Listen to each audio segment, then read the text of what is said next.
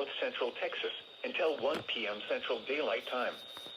At 11:56 a.m. Central Daylight Time, a severe thunderstorm was located 5 miles northeast of Sulphur Springs, moving east-southeast at 30 miles per hour. Cloudy hazard. Chance of thunderstorm. Source. Chance of indicated. Impact. People and animals outdoors will be injured. Expect damage to roofs, siding, windows, and vehicles. Locations impacted include Sulphur Springs, Como, Cooper Lake, Parched Out, Wednesday. This includes Interstate 30 between mile mark.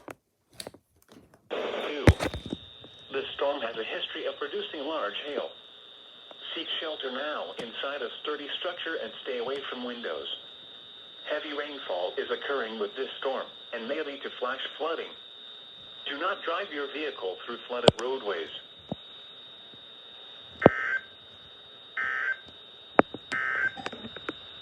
This is your thunderstorm.